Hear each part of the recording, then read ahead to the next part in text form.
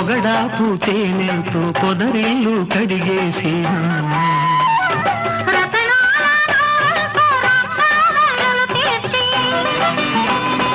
ఎదలో నా పీటేసి ఎదురొచ్చి కూర్చుంటే